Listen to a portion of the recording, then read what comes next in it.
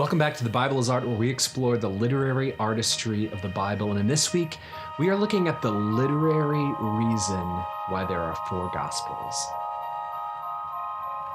Did you ever wonder why there are four Gospels?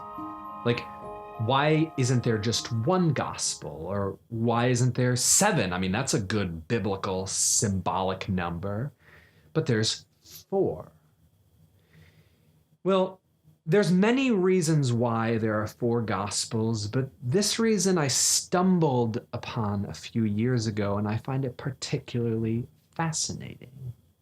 But to understand it, we have to understand how the Old Testament is designed. You see, the Old Testament opens up with one long story. The first 9 books: Genesis, Exodus, Leviticus, Numbers, Deuteronomy, Joshua, Judges, Samuel, Kings. And this is one long story. It starts with God's people in the land he's given them, Eden, and it ends with his people kicked out of the land that he has given them. At the end of the story, that is Israel in the land of Canaan. And this is one long story, and it's given a name by scholars because it's so important, and it's called the primary history. And this primary history is the main narrative spine of the Old Testament. It's the main story. Now, in the Old Testament, after that, we get a sort of interlude, and you get these books called the prophets and the writings. And what these do is they're like flashbacks in a movie, and they overlay upon that main history, and they say, there was actually more going on during that story than you knew about. Let me tell you about it. So when the different prophets were brought back to different times in the history and were told more about what our main character, God, was doing. And so the story becomes more and more rich. Now at the end of the Old Testament, we get the book of Chronicles.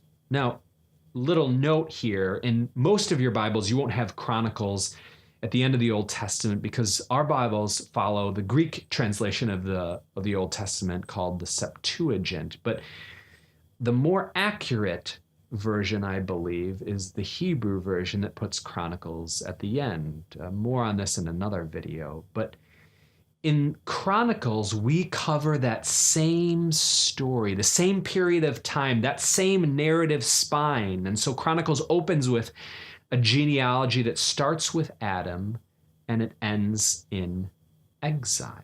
It covers the same period of time, giving us another perspective, letting us in on more action and characters in the story.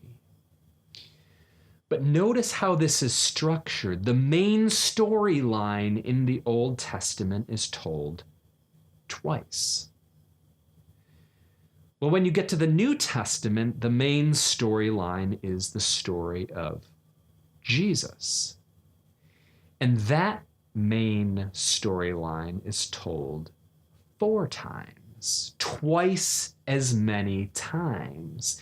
And whenever an author doubles something, it's most of the time for emphasis. You see, our authors are implying to us the importance of this story. He's saying, you know what? This story of what Jesus is doing and teaching is so important. I want to tell it double the number of times as that great story in the Old Testament. And that, my friends, is why, once again, the Bible is art.